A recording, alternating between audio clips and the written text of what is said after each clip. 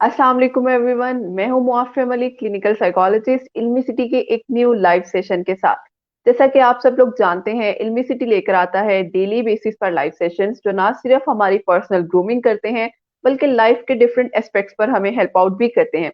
आज भी हम एक बहुत दिलचस्प और एक डिफरेंट टॉपिक के साथ हाजिर हुए हैं, जिसमें हम बात करेंगे स्ट्रोक मैनेजमेंट के बारे में। स्ट्रोक बेसिकली क्या है, कि क्या कॉजेज हैं इसके पीछे और किस तरह हम इसको ट्रीट कर सकते हैं। तो हमारे साथ जो गेस्ट मौजूद हैं वो हमारे साथ बातचीत करेंगे, जिनका मैं तारुफ करवाती चलूं। डॉक्टर साइका तबस्सुम खान, जो कि फिजियोथेरेपिस्ट हैं एट नूर शहर स्पेशल इंस्टीट्यूट दिहार की सिंध से बिलोंग करती हैं मिस बेसिकली। तो मैं वेलकम करती हूँ मिस को अपने शो में। अस्सलाम वालेकुम डॉक्टर, कैसी हैं आप?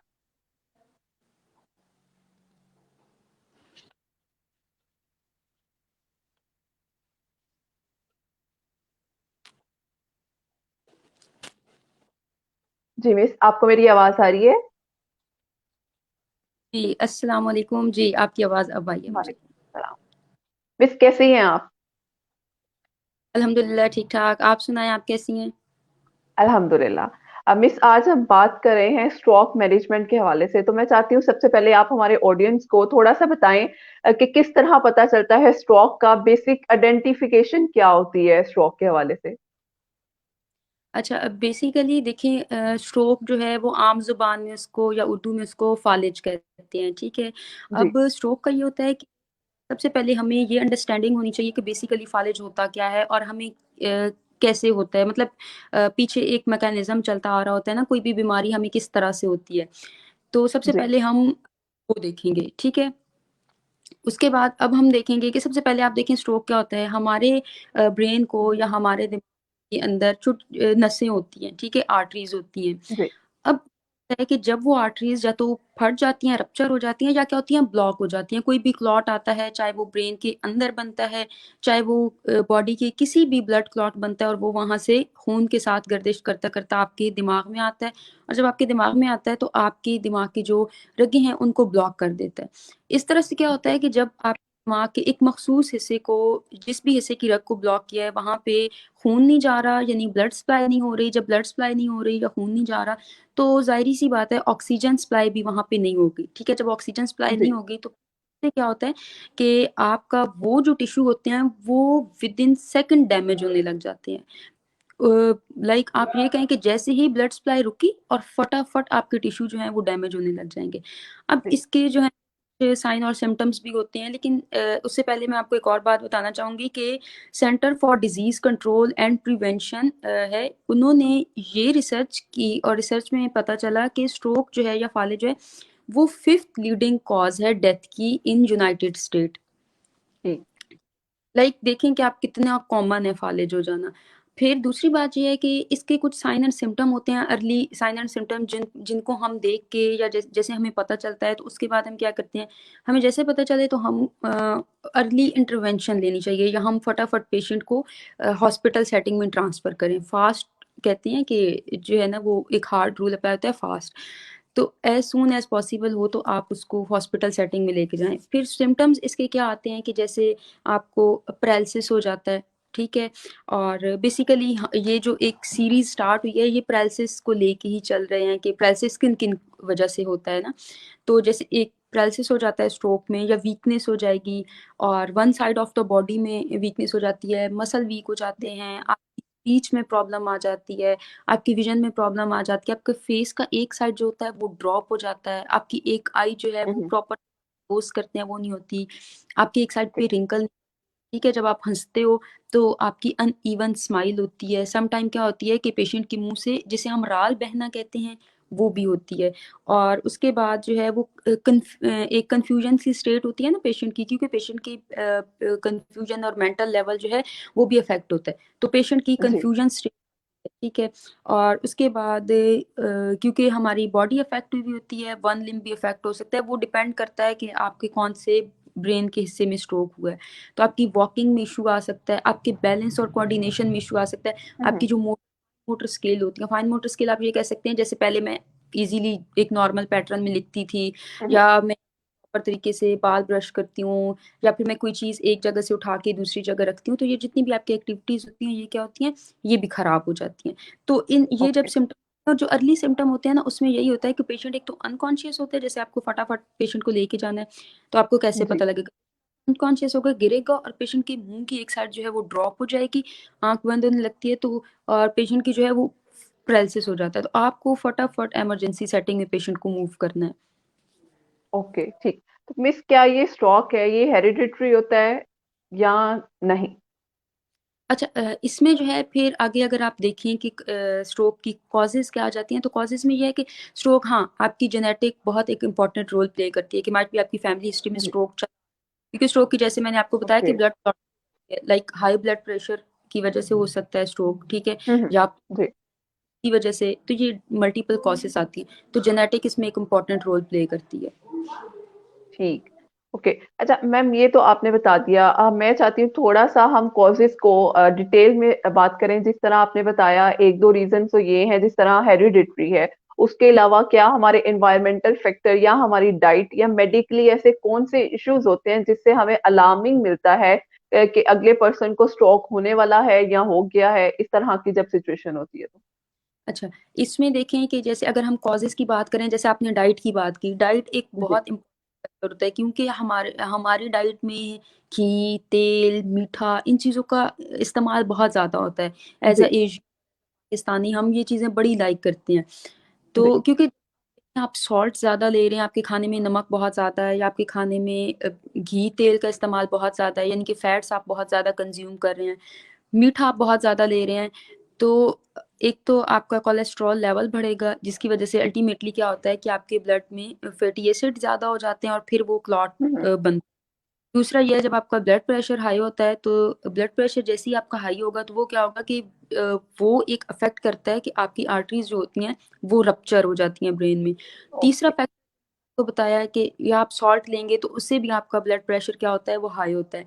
और मीठा आप बहुत ज़्यादा ले रहे हैं, अल्टीमेट आप डायबिटिक हो जाएँगे, खुदा ना ख़ास्ता आप डायबिटीज़ की तरफ जाएँगे। जब आप डायबिटीज़ की तरफ ठीक। जाते हैं, तो फिर उससे क्या होता है कि डायबिटीज़ भी एक इम्पॉर्टेंट रोल प्ले करती है स्ट्रोक में। अच्छा, ये तो जी। एक फैक्टर था। फिर दूसरा फैक्टर देख लें आपके, जैसे मैंने आपको कहा कि आपका वेट हो गया। जब आपका वेट ज़्यादा हम्म। होता है, तो अल्टीमेटली के पीछे यही रीज़न्स आ रहे होते हैं कि आपकी एक हेल्दी डाइट नहीं होती, ठीक है? क्योंकि आपने बहुत ज़्यादा डाइट अपनी अनहेल्दी रखी होती है और अनमेंटेन करके रखी होती है। जब वो चीज़ें आ जाती हैं, तो फिर वो भी यही सारी चीज़ों को फर्दर लीड करती हैं, ठीक है? अल्टीमेट इसी चीज़ पे आते हैं कि आपका कोलेस्ट्रॉल लेवल बढ़ गया, आप डायबिटिक हो गए क्योंकि आपकी डाइट अच्छी नहीं थी।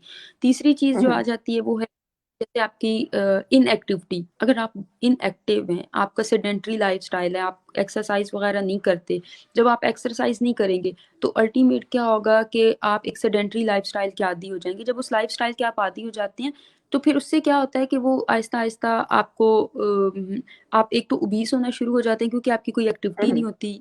आप आराम जी। से सुकून सोए हैं, टीवी देखी, खाना खाया, सो गए, बस आपका ये। तो उसकी वजह से एक तो आप ओबेसिटी की तरफ जाते हैं, मोटापे की तरफ जाते हैं, यानी कि और आपका डाइजेस्टिव सिस्टम जो है, वो भी अल्टीमेट क्या होता है कि खराब हो रहा होता है। तो फिर वही हम्म। डाइट पे आ जाती है कि जब आपकी एक प्रॉपर तरीके से नहीं हो रही, ना डाइजेशन सही हो रही है और ना आपकी प्रॉपर तरीके से हम्म। फिजिक है, तो इस वजह से भी आपको स्ट्रोक के चांसेस बढ़ जाते हैं। फिर एक और कॉज़ आ जाती है कि जेंडर बेस। अच्छा, ओके। जेंडर हमारे पास जो फीमेल हैं, उनमें स्ट्रोक के चांसेस ज़्यादा होते हैं एज़ कम्पेयर टू मेल, ठीक है? फीमेल में 4th लीडिंग कॉज़ है डेथ स्ट्रोक, जबकि मेल में 5th लीडिंग कॉज़ है डेथ, ओके। ठीक? उसके तो बाद मैम, इसकी स्मोकिंग। क्या वजह है? लाइक ये इस जो आपने बताया जेंडर वाइज है, तो इसमें कोई स्पेशल फैक्टर इम्प्लीमेंट होता है या जस्ट ये हमारी रिसर्चेस ही हैं? ये हमारी एक्चुअली रिसर्चेज़ कहती हैं कि इसी तरह होता है, या जिस तरह से रेस में हम्म। देखें, तो अमेरिकन जो हैं वो ज़्यादा प्रोन है, ठीक है? हम्म। तो ये जो हैं वो हुई हुई हैं, माइट बी फीमेल में हार्मोनल इश्यू और हम स्ट्रेस बहुत ज़्यादा जी। लेते हैं। यस, नेक्स्ट क्वेश्चन मेरा यही था। क्या स्ट्रेस की वजह से स्ट्रोक भी हो सकता है? ये क्या लीडिंग फैक्टर है स्ट्रोक के होने के लिए? लीडिंग फैक्टर तो नहीं, लेकिन आप कंट्रीब्यूटिंग फैक्टर कह सकती हैं कि स्ट्रेस ओके, देखिए, ठीक। आप स्ट्रेस लेते हैं तो वो क्या होता है कि हम्म। आप अ, वो कहते हैं ना कि जब आप परेशान होते हैं तो आपके दिल में भी दर्द हम्म। होता है। दिल में दर्द होता है, बिल्कुल। वो क्या होता है कि एज़ अ साइकोलॉजिस्ट आप अच्छे से इन चीज़ों को रिलेट कर सकेंगी ना, कि वो क्या जी। होता है जी। कि आप अल्टीमेट जो है वो आपका हार्ट को वर्क ज़्यादा करना पड़ता है। जब वो वर्क ज़्यादा करना पड़ता है, फिर आपको स्ट्रेस की वजह से, जैसे हाई ब्लड प्रेशर के पेशेंट्स आते हैं आपके जी जी पास, जी। प्रेशर की वजह से फिर अल्टीमेट वही चीज़ें सारी बैक पे जो मैंने आपको बताई हैं, वही आ जाती हैं। हम्म। और जी उसके बाद स्मोकिंग हमारे अब हर जगह पे स्मोकिंग और टोबैको यूज़ बहुत ज़्यादा है। तो जी। स्मोकिंग में क्या निकोटीन होती है, तो निकोटीन फिर हम्म। आपके जो ये भी स्ट्रोक में एक इम्पोर्टेंट रोल प्ले करती है। तो स्मोकिंग जो है ना, ये भी एक लीडिंग फैक्टर है स्ट्रोक का। ठीक। तो मैम, ये जिस तरह आपने स्टार्ट में पैरालिसिस की बात की थी, तो वो क्या स्ट्रोक की एक टाइप है, कैटेगरी है, या उसमें कोई अलग से उसका कोई रोल है? नहीं, देखिए ये सिम्पटम है, क्योंकि अब जब ओके। आपके ब्रेन में जितनी आपका एक हम्म। ब्रेन सेंटर है और पूरी बॉडी है जी। आपकी, तो आपका ब्रेन जो है वो आपकी पूरी बॉडी को कंट्रोल कर रहा था, ठीक है? ब्रेन को यस, हम बिल्कुल। डिवाइड कर रहे हैं, फोर ब्रेन, मिड ब्रेन और हाइंड ब्रेन, ठीक है? हम्म। कि हर पार्ट का एक अपना स्पेसिफिक काम है, हर पार्ट ने एक अपना काम ओके। करना है। जब जी। जो हिस्सा जो होता है, उसी हिस्से को जाके वो अफेक्ट करता है, ठीक है? मेजर हम्म। मेजर या मोस्टली जो सिम्टम आते हैं, वो यही सिम्टम आते हैं जो मैंने अभी आपको बताए थे, ठीक है? तो वो इस तरह से हो जाता है कि पैरालिसिस भी जी। स्ट्रोक की लीड करता है पैरालिसिस की तरफ। ओके। यहाँ हमारे बहुत से ऑडियंस हमें ज्वाइन कर रहे हैं, मैं उन सबको वेलकम करती चलूं, और जिन लोगों ने सलाम दिया है उनका वालेकुम अस्सलाम। आप सब लोगों के क्वेश्चंस लिए जाएंगे at the end of discussion. हम फर्स्टली मिस डॉक्टर साइका से बात कर रहे हैं स्ट्रोक के बारे में, कि स्ट्रोक की क्या वजूहात थी, क्या कॉजेज थी, जो हमने डिस्कस की। अच्छा डॉक्टर साइका, मुझे ये बताएं, क्या इसकी कोई टाइप्स भी हैं स्ट्रोक की, कि माइल्ड है, मॉडरेट है, या सीवियर है, इस तरह से? नहीं, स्ट्रोक की हाँ टाइप्स होती हैं, माइल्ड, मॉडरेट और स्वेयर में तो नहीं, क्योंकि मैंने आपको बताया कि ब्रेन हम्म। का जो डैमेज होगा हम उस तरह से लेके हम्म। चलते हैं। लेकिन स्ट्रोक की ओके। टाइप के हिसाब से फिर हम आगे ट्रीटमेंट भी जो है वो मेडिकल ट्रीटमेंट उस हिसाब से जाता है। फिजियोथेरेपी ट्रीटमेंट जो है वो तकरीबन प्लान सेम ही रहते हैं, क्योंकि सिम्टम हमारे पास सेम आते हैं। तो ये है कि हाँ, जी। कुछ प्रिवेंशन जो होती है डिफरेंट हो जाती है। तो इसमें जो है वो इस्कीमिक आता है, ट्रांजिएंट इस्कीमिक आता है और हेमरेजिक स्ट्रोक आता है। हम्म। ओके। इस्कीमिक स्ट्रोक थोड़ा सा डिफाइन कर लें, तो उसमें ये होता है कि आपकी ब्लड वेसल जो होती हैं वो क्या होती हैं, वो नैरो हो जाती हैं, ठीक है? जब ब्लड वेसल आपकी ठीक। नैरो हो जाती हैं और फिर कोई क्लॉट आ जाता है बीच में, चाहे वो विद इन ब्रेन बना है या चाहे आपकी बॉडी में कहीं भी बना है और ब्लड फ्लो के साथ मूव करके जी। आया और आपके ब्रेन हम्म। जो है वो ब्लॉकेज कर दिया, तो एक वो हो जाता है। तो इस्कीमिक स्ट्रोक में आपकी ठीक। ब्लड वेसल और नैरो हो जाती हैं और ब्लड प्रॉपर तरीके से ब्रेन को नहीं जाता। जब ब्लड नहीं जाता, ऑक्सीजन सप्लाई नहीं जाती, तो टिश्यू डैमेज होते हैं। ट्रांजिएंट ठीक। इस्कीमिक को समझना, मैं कहती हूँ मेरे ख्याल में सबसे ज़्यादा ज़रूरी है, क्योंकि जब आपको ट्रांजिएंट इस्कीमिक स्ट्रोक होता है, तो उस टाइम पे आपने क्या करना है कि आपने फिर अपनी केयर, अपनी मेडिकेशन और अपना हम्म। मेडिकल लेने जो है ना वो लेना स्टार्ट कर देना। क्योंकि देखिए, जो हम्म। ट्रांजिएंट स्ट्रोक होता है उसमें क्या होता है कि हम आप मिनी स्ट्रोक भी कहते हैं इसे, ठीक है? मिनी स्ट्रोक कि आपको स्ट्रोक के symptom within for few minutes to some hours तक आते हैं, ठीक है? फ्यू आवर्स तक, ओके। कुछ से लेकर कुछ घंटों तक आते हैं और फिर आप ठीक हो जाते हैं। ये मिनी स्ट्रोक होता है। ये इंडिकेशन होती है कि आपकी बॉडी में कुछ मसला चल रहा है, कुछ खराबी जी। चल रही है। हम्म। अब क्या है, कुछ लोगों में ये देखा गया है कि ट्रांजिएंट इस्कीमिक स्ट्रोक के बाद 3 महीने के अंदर अंदर ही उनको स्ट्रोक हो गया, ठीक है? जो कि फिर ओके। आगे उन एक लॉन्ग टर्म डिसेबिलिटी भी फेस करना पड़ी है। कुछ लोगों में साल ठीक। के अंदर आए लेकिन अल्टीमेट स्ट्रोक की तरफ गए। तो ट्रांजिएंट इस्केमिक हम्म। में क्या होता है कि ब्लॉकेज ब्लॉकेज बड़ी नहीं थी, छोटी ब्लॉकेज थी, जो आई, जिसने ठीक। आके आपकी आर्टरी को ब्लॉक किया या नैरो किया। आपका ब्लड फ्लो या हम्म। ऑक्सीजन देर तक रुका और पीछे से जब ब्लड फिर फ्लश करके आया, तो वो जो आपका छोटा सा क्लॉट था या आपकी आर्टरी थोड़ी सी नैरो हुई थी, वो क्या हुई कि वो चला गया, दोबारा वापस ब्लड फ्लो के साथ चला गया। लेकिन अब ओके। फर्क है, इसने अपना साइज बढ़ाना है, इसने बढ़ना है, ठीक है? तो क्या होगा कि आप फिर फर्दर आपको स्ट्रोक की तरफ जो है वो लेके जाएगा। तो इसलिए अगर आपको स्ट्रोक के सिम्टम्स आते हैं, लाइक आपके थोड़ा सा फेस ड्रॉप होता है या फिर आपको हम्म। अनकॉन्शियस या आपको वीकनेस होती है, हम्म। पैरालिसिस होती है, कंफ्यूजन होती है, ब्लड विजन, स्लर्ड स्पीच होती है, तो आपने क्या करना है कि आपने अपने डॉक्टर को जाके कंसल्ट करना है, बताना है कि ऐसे हुआ मेरे साथ, अब मुझे फर्दर बताएं आप। और तीसरी चीज़ जो है वो आती है हेमरेजिक स्ट्रोक। हेमरेजिक स्ट्रोक में क्या होता है कि आपकी आर्टरीज जो होती हैं वो इतनी थिन हो जाती हैं कि वो रप्चर हो जाती हैं, with in the brain rupture हो जाती हैं। वो जब जी। रप्चर होती हैं तो होता है कि वहाँ पे एक जिस पार्ट में रप्चर हुआ है वहीं पे ब्लड, लाइक अगर ये ब्रेन का पार्ट है यहाँ पे रप्चर हो गई तो वहाँ पे ब्लड सारा आपका बाहर निकल के ब्रेन सेल को एंड पे ब्रेन टिश्यूज को डैमेज कर देगा। हम्म। ठीक। अच्छा, ये तो मैम हो गई कॉजेज और क्या वजूहात हैं स्ट्रोक के पीछे। अगर हम इसके ट्रीटमेंट की बात करें, तो स्ट्रोक के ट्रीटमेंट के लिए मेडिकली क्या ट्रीटमेंट है और फिजियोथेरेपी में किस तरह ट्रीट किया जाता है, आप हमें दोनों तरीके से अगर डिस्कस करें। अच्छा देखिए, जो मेडिकल ट्रीटमेंट होता है उसमें अगर इस्कीमिक स्ट्रोक है उसके लिए आपकी डिफरेंट मेडिकेशन आती हैं, अगर हेमरेजिक स्ट्रोक है उसके लिए डिफरेंट, क्योंकि जब क्लॉट फॉर्मेशन हुई हुई है तो हम वो मेडिकेशन देते हैं जिससे वो क्या होगा कि क्लॉट हमारा वो अंदर ही अंदर आपका टूट जाए, ठीक है। या फिर जी। अगर कि दिल की शरेयानें बंद हो गई जी, ठीक है, तो क्लॉट बना जी। हो गई, तो फिर अगर उस वो पीछे रीज़न है तो स्टंट वगैरह डल जाते हैं आपको, या फिर डिफरेंट मेडिकेशंस अगर आप ट्रीट हो सकते हैं आपको वो मेडिकेशन से ट्रीट। और इस्कीमिक स्ट्रोक हो गया आपको जिसमें आपकी ब्लड वेसल जो है वो नैरो हो गई थी, ठीक है, तो उसमें फिर क्या कि आपको डिफरेंट हमारे पास मेडिकल इंटरवेंशंस होती हैं जिनकी जी। जिनकी तरफ है कि उन वो नैरो ब्लड वेसल्स को दोबारा से खोलते हैं और उनको हम्म। ब्रॉड, ठीक है। और इसी तरह से फिर आपकी मेडिकेशंस चलती हैं। और फॉर एग्जांपल किसी पेशेंट को स्ट्रोक हो गया और वो इमरजेंसी सेटिंग में वहाँ पे एडमिट है, तो वहाँ पे आपके जी। ट्रीटमेंट बाय साइड चलते रहते हैं। आपका फिजियोथेरेपिस्ट भी आके आपको विजिट करता है और आपका जो है वो जो मेडिकल ऑफिसर होता है वो भी आपको, जो आपका फिजिशियन होता है वो भी आपको आके विजिट करते हैं। जी। ठीक। हम फिजियो ट्रीटमेंट की बात करें, क्योंकि देखिए हमारे पास स्ट्रोक में काफ़ी सारी डिसेबिलिटीज, डिसेबिलिटी तो नहीं कह सकते, हम ये कह सकते हैं कि सिम्टम काफ़ी ज़्यादा साथ में आ रहे होते हैं। ठीक। तो ट्रीटमेंट की अगर बात करें तो एक बहुत ब्रॉड वे में फिजियोथेरेपी ट्रीटमेंट आपका होता है। फिजियोथेरेपी ट्रीटमेंट आपका बिल्कुल अर्ली स्टेजेस पे अगर आप स्टार्ट करवा देते हैं तो वो आपका बिल्कुल, क्योंकि जितनी अर्ली अर्ली प्रिवेंशन करेंगे उतने आपको इफेक्ट्स जल्दी आएंगे। पहले तो ये होता है कि आपकी मसल वीकनेस हो जाती है तो स्ट्रेंथनिंग एक्सरसाइजेस करवाते हैं, ठीक है। जी। मसल स्ट्रेंथ होती हैं कि आपका जो है वो पैटर्न इस तरह से बन जाता है कि आपके जॉइंट अर्ली स्टेज पे आपके जॉइंट स्टक नहीं होते, ठीक है, तो आपको ठीक। रेंज ऑफ बिल्कुल इजीली हो जाती है। तीसरी चीज़ ये होती है कि आपका one side of the body अगर अफेक्ट हुआ है, ठीक है, तो उसके लिए क्या होगा कि आपके एक प्रॉपर तरीके से आपकी रेंज ऑफ मोशन करवाएंगे, आपकी स्ट्रेंथनिंग एक्सरसाइजेस हम्म। करवाएंगे, जी। एक्सरसाइज अगर आपके मसल जो है वो शॉर्टनिंग की तरफ जा रहे हैं।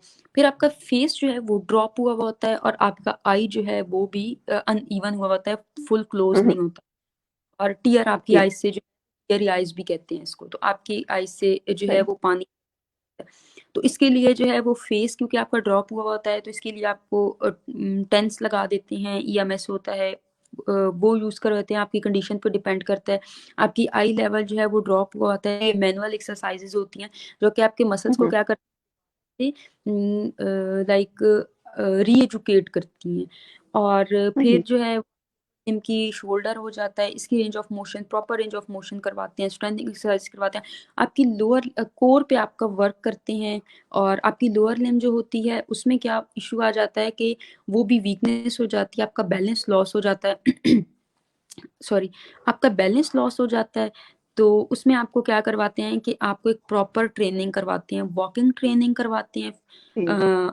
जो है वो वॉकिंग एड्स के साथ भी करवाते हैं। और फिर जब आप बिल्कुल ट्रेन हो जाते हैं तो फिर आपकी वॉकिंग एड्स क्या करते हैं, वो हटा देते हैं। लेकिन फर्स्ट आपका बैलेंस से स्टार्ट करते हैं, फिर आहिस्ता आहिस्ता जो है वो आपको स्टैंडिंग पे लेके आते हैं, फिर आपको जो है वो फर्स्ट स्टेप लेके आते हैं और फिर फर्दर वॉकिंग की तरफ लेके जाते हैं। तो ये एक पूरा प्लान ठीक। लेके चलते हैं। और जब आप आईसीयू में होते हो या आप इमरजेंसी सेटिंग में या वार्ड में एडमिट होते हो तो तब से आपका फिजियोथेरेपी प्लान जो है वो स्टार्ट हो जाता है। फिर जैसा कि मैंने आपको फाइन मोटर स्किल बताया था कि हमारी जो है वो जी। लॉस जी। हो जाती हैं, तो हम्म। उसके लिए आपके कॉग्निटिव थेरेपी होती है, आपका जो ऑक्यूपेशनल थेरेपिस्ट होता है वो आपको ये सारी मूवमेंट सिखाता है, क्योंकि आपके ब्रेन का एक पार्ट डैमेज हो चुका है, आपने री एजुकेट करना है, री लर्न करवाना है। तो जब आप री एजुकेट और करवाते हो को आपको जो एक हमारे पास थेरेपिस्ट होते हैं वो क्या करते हैं कि वो आपको प्रॉपर तरीके से छोटी छोटी एक्टिविटीज होती हैं जिनमें इन्वॉल्व करके आपकी अपर एक्सट्रीमिटी आपकी लोअर एक्सट्रीमिटी को, और जी। वो इतने प्रॉपर तरीके से करवाते हैं कि गेम टाइप भी हो जाती है और आपको फील भी नहीं होता और आपकी छोटी छोटी मोटर हम्म। एक्टिविटी वो आपकी थेरेपिस्ट आपको उनको दोबारा से रीलर्न करवाता है। फिर जैसे मैंने आपको स्पीच का मेंशन किया था कि स्पीच हमारी ब्लर्ड हो जाती है, या तो उसके लिए आपके स्पीच थेरेपिस्ट होते हैं। स्पीच थेरेपिस्ट आपकी एक प्रॉपर ओके। स्पीच, आपको एक प्रॉपर स्पीच पैटर्न क्योंकि आपका खराब हो जाता है, तो फिर क्या होता है जी। कि फिर आप स्पीच थेरेपी होती है। तो इस तरह एक पूरा प्लान, एक पूरी मेडिकल टीम होती है जो आपके जो है वो स्ट्रोक को लेके चल रही होती है। ठीक। बहुत अच्छे तरीके से आपने डॉक्टर साइका हमें एक्सप्लेन किया कि रीजंस क्या हैं और उन रीजंस को और उन सिम्टम्स को मद्देनजर रखते हुए हम स्ट्रोक का ट्रीटमेंट किस तरह से करवा सकते हैं। अच्छा डॉक्टर साइका, मेरा एक लास्ट क्वेश्चन है, उसके बाद हम ऑडियंस के क्वेश्चंस लेंगे। क्या जो स्ट्रोक का एक पेशेंट है वो फुली रिकवर हो जाता है या कुछ चांसेस फिर भी रहते हैं? इसके बारे में आप क्या कहेंगी? अच्छा, नहीं देखिए, अगर तो आप, मैंने जैसे पहले भी मेंशन किया, अगर आप अर्ली ट्रीटमेंट आपके हम्म। चांसेस बहुत ज़्यादा होते हैं बेटरमेंट के। लाइक आप 95%, 90%, 85% आप बिल्कुल ठीक हो जाते हो। स्पीच थेरेपी आप लेते हो तो आपकी स्पीच प्रॉपर हो जाती है, फाइन हम्म। मोटर हो जाती है, आपका बैलेंस ठीक हो जाता है। लेकिन अगर आप, एक पेशेंट को स्ट्रोक हुआ है और पेशेंट को अर्ली इंटरवेंशन दी ही नहीं गई, ठीक है, आपने हम्म। पेशेंट को कहा, क्योंकि मैं यहाँ पे एक बात कहना चाहूंगी, प्लीज अगर किसी के सेंटिमेंट्स हर्ट हो तो उसके लिए आई एम सो सॉरी, लेकिन मैंने अपनी सेटिंग में ये चीज़ देखी है, मैंने अपने हॉस्पिटल विजिट्स में ये चीज़ देखी है, और मैं जहाँ पे अब काम कर रही हूँ मैंने वहां पे भी ये चीज़ देखी।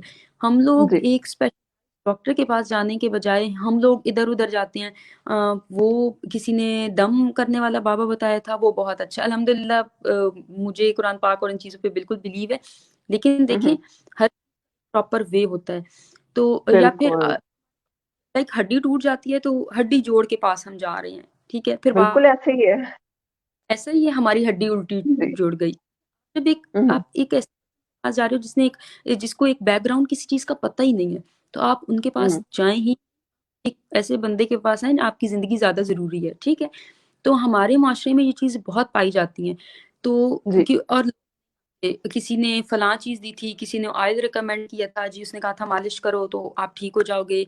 किसी ने किसी का बताया था तो हम उधर चले गए, किसी ने फलां जगह बताया था तो हम वहां हम्म। चले गए। ये जो चीजें होती हैं, और पेशेंट जब बिल्कुल खराब हो चुका होता है, जोड़ उसके जी। जुड़ चुके, मसल इतने कमजोर हो चुके होते हैं कि पावर जीरो के बजाय माइनस में चली जाती है, उस हम्म। टाइम पे पास आएगा तो आप खुद बताएंगे उसको फिर रिकवर करवाने में कितना टाइम लग जाता है, और फिर पेशेंट बिल्कुल। कहाँ तक। और फिर एक और चीज़ आती है कि ये एक्सपेक्ट किया जाता है कि फिजियोथेरेपी जो है वो ट्रीटमेंट जी फटाफट आपने पैनाडॉल दी और आप जी ओके हो गया। ऐसा नहीं होता। मैं कहती हूँ कि जी। फिजियोथेरेपी वो एक लॉन्ग टर्म ट्रीटमेंट चलता है, लेकिन आपकी एक तो कंडीशन पे डिपेंड करता है, दूसरा ये है कि फिजियोथेरेपी ट्रीटमेंट आपको एक अल्टीमेट और एक लॉन्ग टर्म फिर रिहेबिलिटेशन भी देता है। तो जितनी जल्दी आप ओके। करवाते हैं आपको मिलती हैं। ठीक। ठीक हो गया। बहुत अच्छे तरीके से आपने मैम हमें बताया स्ट्रोक किस तरह होता है, किस तरह हम इसे अर्ली स्टेज में डायग्नोसिस करके इसका ट्रीटमेंट भी करवा सकते हैं। अब हम बात करते हैं जो हमारे ऑडियंस के क्वेश्चंस हैं, ऑब्वियसली हम उन्हें भी टाइम देंगे और मैं उनके क्वेश्चंस आपके साथ मैडम शेयर करती हूँ। तो सबसे पहले हमारे पास हैं मैम, एक मोहम्मद यासीन का क्वेश्चन है, व्हाट इज हीट स्ट्रोक? अच्छा, नहीं, वो हीट स्ट्रोक जो है वो एक डिफरेंट चीज है। वो तो जिसे हम सनबर्न भी कह देते हैं, या हीट, उससे ओके। सिर्फ ये होता है कि कुछ लोग सेंसिटिव होते हैं ना, लाइट सेंसिटिव होते हैं, जी। या गर्मी में, तो वो क्या होते हैं, वो अनकॉन्शियस हो जाते हैं। वो हीट स्ट्रोक इस हम्म। स्ट्रोक। ओके ठीक है। अच्छा, उसके अलावा नेक्स्ट क्वेश्चन हमारे पास है।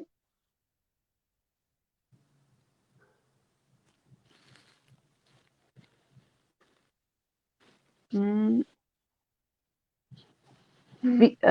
एक और क्वेश्चन था, शायद मिसप्लेस हो गया है।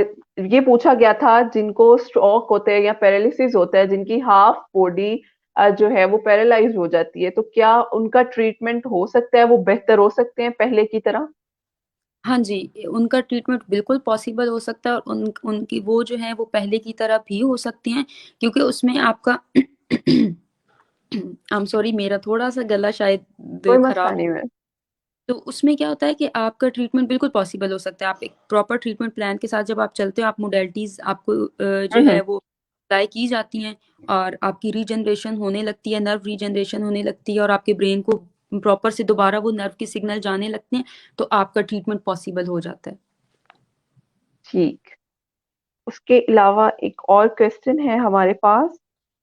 उन्होंने आई गेस पूछा है कि अगर हम ज्यादा अपनी जो खाने की क्वांटिटी है या हम अपने इनटेक में ज्यादा वो चीजें लें जिनकी तासीर गर्म होती है, तो क्या उससे भी चांसेस होते हैं स्ट्रोक या पैरालिसिस होने के? देखिए, जब आप बहुत ज़्यादा गर्म चीज़ें ले रहे होते हैं, तो वो अगर पैरालिसिस की तरफ आप जाते हैं या नहीं जाते, एक तो आप अपने हम्म। स्टमक को कर रहे होते हैं, और दूसरा आपकी जो है ना, वो कहते हैं ना कि जी गर्म चीज़ें बहुत खाई थी तो खून गर्म हो गया, ठीक है? तो आपके ब्लड पे जो इफ़ेक्ट हो रहे होते हैं, वो बिहाइंड द सीन जो है वो आप जो है ना वो कॉज़ में इंटरफेयर कर सकती हैं। ठीक हो गया।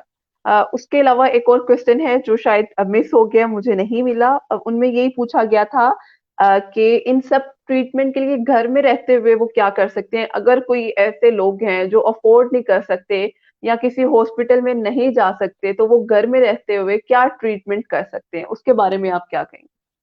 अच्छा, देखिए, लाइक आप डेली बेसिस पे फिजियोथेरेपी ट्रीटमेंट जो है वो अगर नहीं अफोर्ड कर सकते, तो अब जी, ज़रूरी आप किसी लाइक प्राइवेट हॉस्पिटल में जाएँ, या आप किसी प्राइवेट क्लिनिक पे जाके फिजियोथेरेपिस्ट बुलाएँ, या आप फिजियोथेरेपिस्ट को घर के लिए हायर करें। जी। हमारे गवर्नमेंट सेटअप में अब इतने अच्छे फिजियोथेरेपिस्ट और इतने क्वालिफाइड फिजियोथेरेपिस्ट हैं, और गवर्नमेंट सेटअप में जी। जाके आप एक एक 10 रुपए की पर्ची लेनी पड़ती है शायद, जहाँ हुँ, पे हुँ।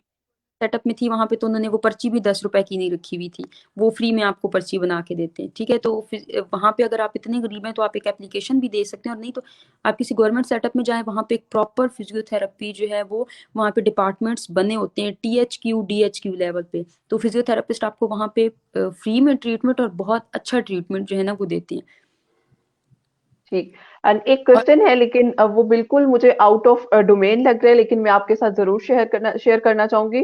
डॉक्टर मोहम्मद यासीन कह रहे हैं, डॉक्टर मेरा एक बच्चा है उसकी 3 साल का होने वाला है, लेकिन वो बात अच्छी तरह से नहीं करता। क्या रीज़न है? वो ये सिर्फ़ एक वर्ड बोलता है। जहाँ तक मुझे लग रहा है इसमें ज़रूरत है स्पीच थेरेपिस्ट की। तो आपका क्या कहना है डॉक्टर साइका? आप अपना व्यू ज़रूर शेयर कीजिएगा इनके साथ। अच्छा, देखिए, अगर आपके बच्चे की हियरिंग बिल्कुल ठीक है, मतलब हुँ, आपका हुँ। बच्चा बिल्कुल सुनता है, तो कुछ बच्चे ऐसे होते हैं जो बहुत ज़्यादा कम बोलने वाले भी होते हैं, या फिर वो चीज़ों को इतनी जल्दी पिक नहीं करते, या इंट्रोवर्ट हुँ। बच्चे भी जैसे आप होते हैं। हुँ, हुँ। तो कोशिश कीजिए कि आप अपने बच्चे को ऑब्जर्व करें कि क्या आप उन्हें पूरा टाइम दे रहे हैं। आपका बच्चा अगर बिल्कुल ठीक सुनता है, रिस्पॉन्स आपको हर चीज़ का ठीक करता है, आप आवाज़ देते हैं, वो आपको मोड़ के देखता है, ये सारी चीज़ें उसकी प्रॉपर हैं, तो आप अपने बच्चे को एंगेज्ड करें, ठीक है? 1 जी। मंथ के लिए आप, या 20 डेज़ के लिए, 1 मंथ क्योंकि छोटा बच्चा है, तो 1 मंथ उसको एंगेज करें, देखें, उसको नए वर्ड सिखाएँ, प्रॉपर उससे सुनें, और फिर आप देखें कि अगर वो बच्चा नहीं आपको रिस्पॉन्स कर रहा, उनके बाद भी, तो फिर आप किसी स्पीच जी। थेरेपिस्ट को दिखाइए। ठीक हो गया, ठीक।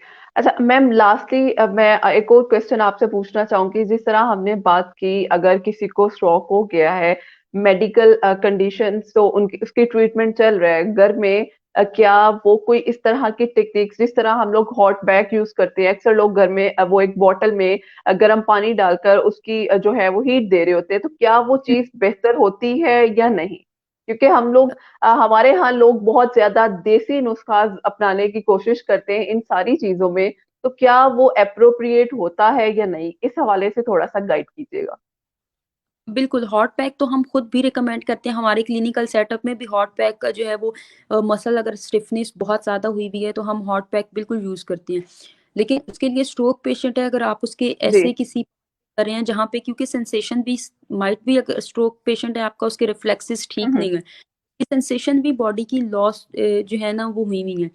तो फिर आपको बहुत ज़्यादा प्रिकॉशनरी मेजर्स लेके, एहतियाती तदाबीर आपने देख के फिर लगाना है। हुँ, हुँ। लाइक अगर आप गर्म पानी बॉटल में डाल रहे हैं, तो उसको प्रॉपर जी। लेयर तौलिए के साथ, तौलिए में ओके। प्रॉपर लेयर रखें, और हर एक से, क्योंकि अगर बहुत ज़्यादा गर्म पानी है, या शायद जैसे मैंने आपको कहा था कि डायबिटीज़ की वजह से भी स्ट्रोक होता है, ठीक है? और जी, अगर जी। पेशेंट, तो डायबिटिक पेशेंट को बर्न बहुत जल्दी हो जाता है, नॉर्मल डायबिटिक पेशेंट की भी सेंसेशन लॉस हुई हुई होती है, ठीक है? तो उनको बहुत बुरा बर्न होता है, और इतना बुरा बर्न होता है कि फिर आपको बर्न को ट्रीट करते करते 3 से 4 महीने आपके निकल जाते हैं। तो बहुत ओके। आप से रखना है, और हर तकरीबन 1.5 मिनट बाद, 2 मिनट बाद उठाएं बॉटल, देखें अच्छा ठीक है, स्किन कंडीशन ठीक है, बहुत ज्यादा रेडनेस नहीं हुई हुई, फिर रख दें। तो करें ताकि आप अच्छे तरीके से उसको एक प्रिवेंशन लेके चलें। जी जी ठीक। और फिर जो है वो आपको फिजियोथेरेपी ट्रीटमेंट, जिन्होंने पूछा था कि अगर आप डेली बेसिस पे नहीं पेशेंट को लेके जा सकते, फिर ये होता है कि आप पेशेंट को किसी गवर्नमेंट हॉस्पिटल में लेके जा रहे हैं, फिजियोथेरेपी ट्रीटमेंट आप सीख लें। ठीक है, आपको एक्सरसाइजेस फिजियोथेरेपिस्ट जितने भी होते हैं आपको सिखा देते हैं कि ये एक्सरसाइजेस करनी है, प्रॉपर खड़े होके आपको बता भी देते हैं, सिखा भी देते हैं। तो उसके बाद आपको क्या होता है कि फिर जब आप वो सीख लेते हैं, फिर आप घर आएं, और घर आके वो दोबारा से पेशेंट को घर में ही करवाते रहें, तो फिर आपका पेशेंट बेटर हो जाएगा। लेकिन उसके लिए आपको इंगेज होना पड़ता है, लाइक ठीक। 3 सुबह शाम आपको करवानी ही पड़ती हैं। ओके। नेक्स्ट क्वेश्चन है मोहम्मद यासीन का, is trigeminal neuralgia sign of stroke or not? Trigeminal neurology या sign of stroke or not, मैंने अभी तक किसी पेशेंट में इस तरह का ऑब्जर्व नहीं किया, या तो मेरे पास इस तरह है, तो इसलिए मैं कोई आपको एग्जैक्ट, ये कहते हैं ना कि सॉलिड रीजन नहीं दे सकती कि हाँ हो भी सकता है। ओके ठीक। नेक्स्ट क्वेश्चन है एक बच्ची की उम्र तकरीबन 1.5 साल है, लेकिन वो पाँव के पंजों पर खड़ी हो जाती है किसी सहारे, खुद से चलना शुरू नहीं किया। कोई बात नहीं, बच्ची अभी 1.5 साल की है, हम 2 साल तक भी शुरू कर देते हैं, 2.5 साल तक भी शुरू कर हम्म देते हैं। बच्ची खड़ी हो रही है, माइलस्टोन हम्म, हम बच्चे लेट होते हैं। तो अगर जी। बच्ची के बाकी ठीक है, बैठना उसने ठीक एज में शुरू किया था, और रिस्पॉन्स करना उसने ठीक एज में शुरू किया था, आपकी उंगली पकड़ना, हाथ पकड़ना ठीक एज में उसने जो हम्म, नॉर्मल उसमें अगर स्टार्ट किया था, तो फिर क्या है कि इंशाल्लाह वो फर्दर बच्ची 1.25 साल 2 साल तक चलना शुरू हो जाएगी। लेकिन अगर आपको फिर भी लग रहा है कि आपके बाकी बच्चों ने जल्दी शुरू कर दिया था और ये बच्ची बहुत डिले कर रही है, तो फिर ये है जी कि कुछ बच्चों, जो हमारी टांग के पिछले वाले मसल होते हैं, पीछे जो होते हैं पिंडली जिसे हम कहते हैं, जी वो जी। जो कभी कभी उनमें खिंचाव होता है, ठीक है, या एक टेंडन होता है, वो क्या होता है, वो शॉर्ट होता है। तो आपको अगर लग रहा है तो आप दिखा दें, एक बार फिजिकल एग्जाम आपका हो जाएगा और आपको कंफर्म हो जाएगा कि टेंडन शॉर्ट है या नहीं, या फिर आपकी बच्ची वैसे ही डिले है। क्योंकि अगर टेंडन शॉर्ट हो ओके तो बेटर होती है, सर्जरी करवा के टेंडन लॉन्ग करवा देते हैं और बच्ची ठीक हो जाएगी आपकी इंशाल्लाह। ठीक हो गया। और यहाँ टाइम हुआ जाता है सेशन को कंक्लूड करने का। बहुत से क्वेश्चन से जो हमने आपसे पूछा, और बहुत अच्छा लगा आपसे बात करके।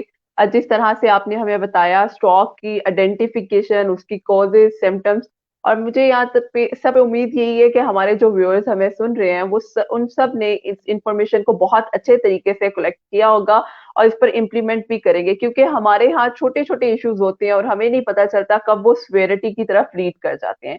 डॉक्टर साइका, आपका बहुत शुक्रिया आपके टाइम देने का हमें। थैंक यू सो मच, बहुत अच्छा लगा आज के सेशन में, और thank you so much everyone कि आप लोगों ने सुना। और प्लीज अपना ख्याल रखा करें, खुद को टाइम दें, और जो है ना वो, क्योंकि आपकी लाइफ बहुत इंपॉर्टेंट है। सम जी टाइम हम ये वो काम भी कर लें, हम ये काम भी कर लें, लेकिन हम खुद को टाइम नहीं देते, तो प्लीज थोड़ा सा टाइम अपने लिए भी निकाला करें। बहुत बेहतरीन बात आपने की। और यहाँ मैं अपने सब व्यूअर्स से भी इजाजत चाहती हूँ। इंशाल्लाह हम फिर हाजिर होंगे एक न्यू लाइव सेशन के साथ। तब तक के लिए इजाजत दीजिए। अल्लाह हाफिज। अल्लाह हाफिज जी, थैंक यू सो मच।